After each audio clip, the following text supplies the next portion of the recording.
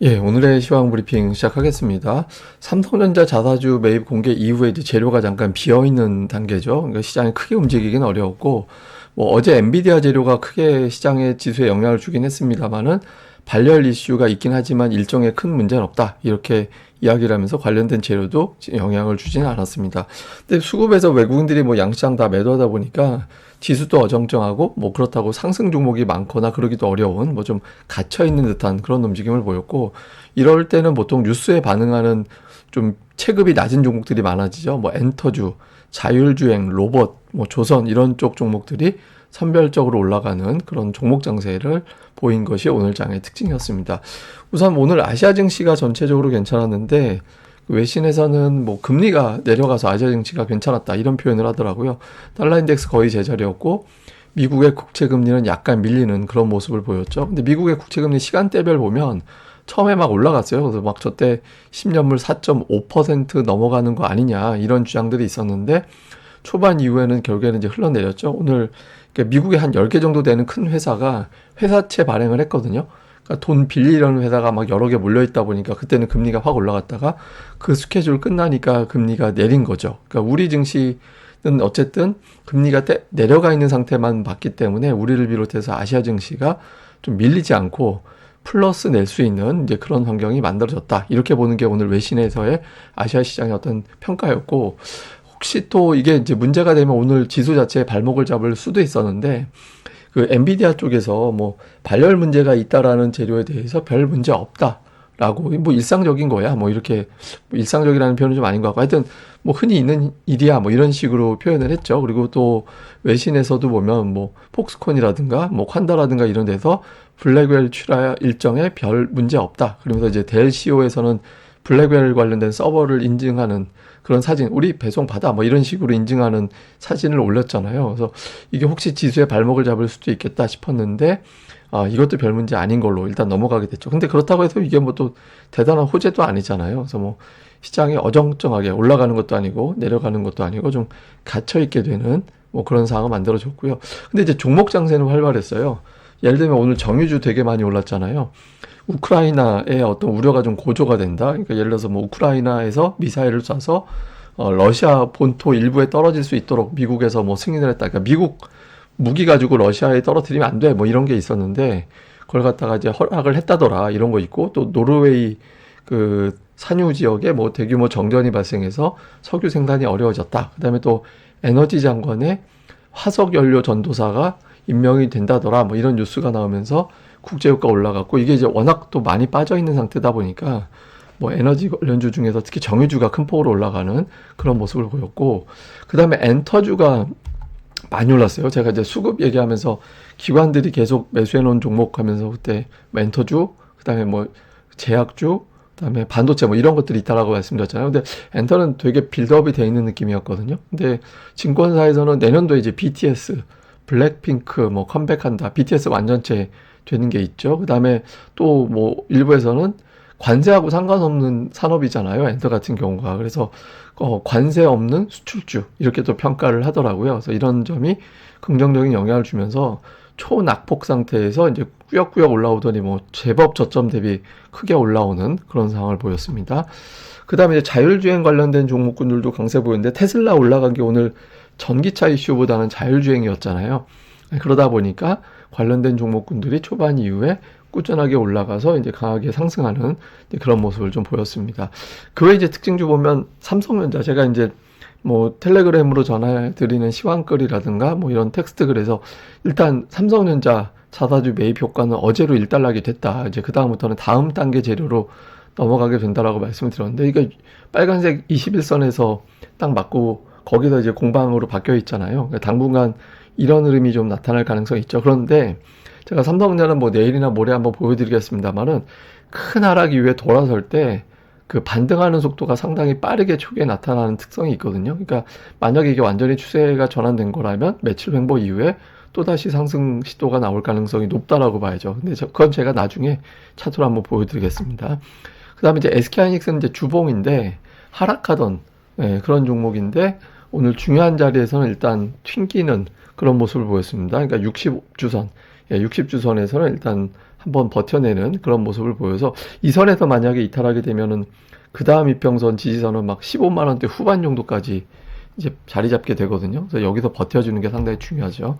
그 다음에 이제 2차 전지 쪽은 좀 저점이 살짝 올라가는 거는 긍정적이긴 한데 뭐 LG에너지 솔루션이라든가 이런 종목에 비하면 코스닥의 2차 전지는 조금 부진하죠. 그러니까 대형주 쪽 수급이 아직 튼튼하지 않은 그런 모습인데 어쨌든 에코프로비엠은 아직까지는 특별하게 어떤 거래 폭증하면서 주가가 급등을 하고 이런 모습이 나타나고 있지는 않습니다.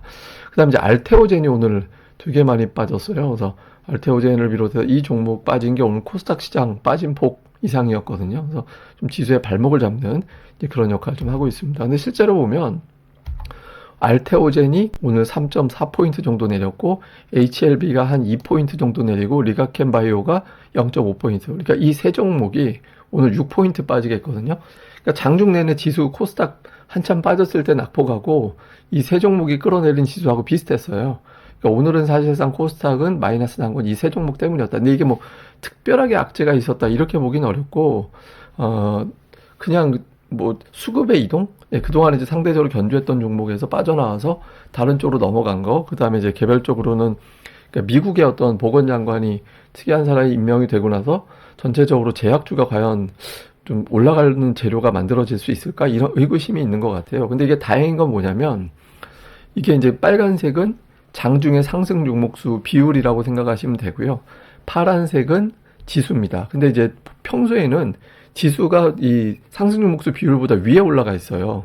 근데 지금은 비슷하거나 밑에 가 있잖아요. 이게 어떤 얘기냐면 지수가 출렁거려도 상승 종목수가 확 줄어드는 현상이 예전보다는 덜해진 거예요. 그러니까 이전보다는 막 지수가 뚝 떨어진다. 그러면 갑자기 막 매도를 쏟아부으면서 하락 종목수가 급격하게 늘어나는 그런 특성을 보였는데 또 오늘 같은 경우는 그런 모습은 아니었다라는 거죠. 그래서 투자 심리가 이전보다는 조금 낮은 것 같다. 그러니까 금투세랑 삼성전자 자사주 매입을 지내면서 투자 심리가 조금은 나아진 그런 모습을 보인 것 같습니다. 다음에 이제 수급에서 뭐 외국인 다시 매도, 예, 많이 팔았어요. 오늘 3,300억이면 굉장히 많이 판 거거든요. 그런데 이 매도를 받아쳐주는 쪽이 있죠. 지금 연기금이 오늘 3,200억 샀거든요. 그래서 연기금이 외국인들을 1대1 마크해주면서 지수가 플러스 낼 수 있는 그런 상황을 만들어줬고, 이건 제가 잠시 후에 설명 따로 드릴 겁니다.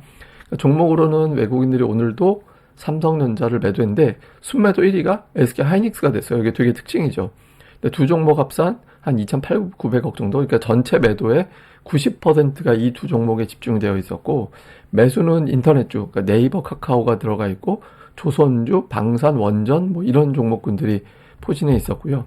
다음에 기관 투자자들은 반면에 외국인들의 매도를 좀 받아내주는, 예, 뭐 삼성전자, 하이닉스를 부분적으로 좀 받아주는 역할을 했죠. 근데 그 다음에 뭐 정유주 들어가 있고 금융주가 들어가 있고 뭐 하여튼 근데 시가총액 상위가 순서만 좀 바뀌어있지 고르게 들어가 있어요. 이건 뭐냐면 이제 연기금 쪽에서 차익 비슷하게 이제 여러 종목 동시에 대형주들 비율만큼 담았다 이렇게도 볼 수 있는 대목이죠. 그 다음에 코스닥 쪽에서는 HLB를 외국인들이 팔고 그 다음에 리카켄 바이오라든가 알테오젠 오늘 이제 제약바이오가 많이 빠졌는데 그 중에서도 좀 골라서 담는 그런 모습을 보였고 그 외에는 이렇게 업종별 특징이 있었던 것 같지는 않아요. 근데 약간 이제 반도체 좀 뿌려서 담는다라는 느낌 정도, 예, 그 정도가 있었고 기관 투자자들은 역시 엔터, 예, JYP, YG, SM 이게 다 들어가 있죠. 그 다음에 에코프로비엠, 에코프로 약간 남아서 2차 전지도 조금 받아내는 그런 모습을 보인 게 특징이었고 매도 쪽은 이게 특별하게 어떤 건 없었던 것 같습니다. 그리고 이제 추가적으로는 조선 그 부품주들 있잖아요. 뭐 성광밴드나 동성파인텍 이런 종목들이 있죠. 그러니까 이런 종목군들도 기관 쪽에서는 이제 일부 좀 매수한 것이 특징이었습니다.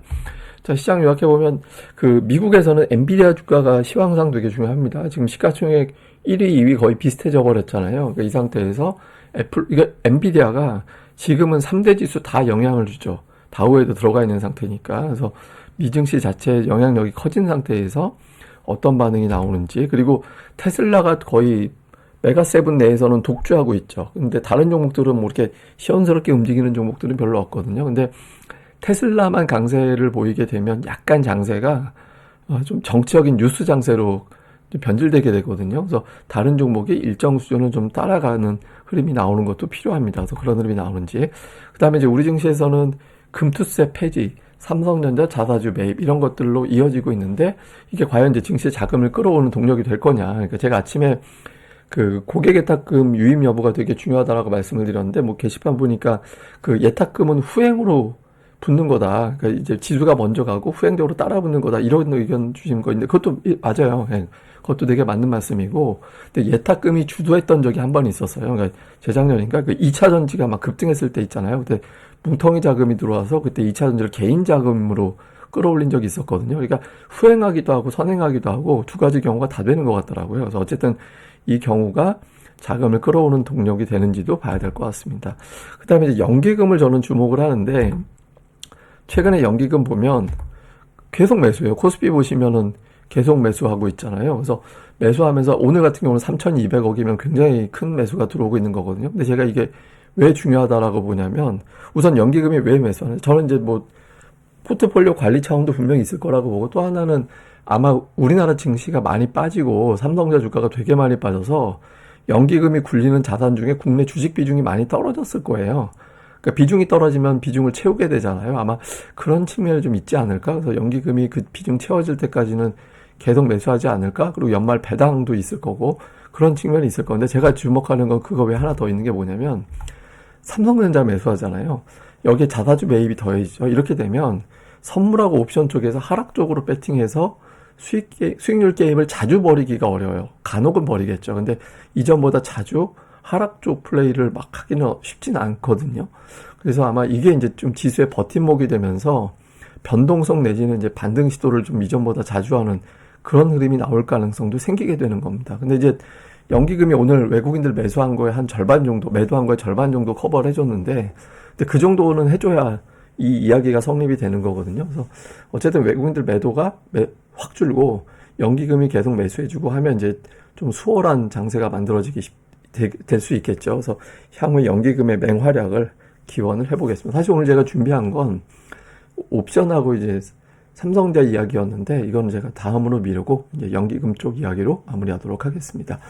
예, 그럼 또 하루 또 잘 보내시고요. 저는 또 다음에 뵙겠습니다. 이 방송 구독하기 그리고 좋아요까지 꼭 부탁드립니다. 감사합니다.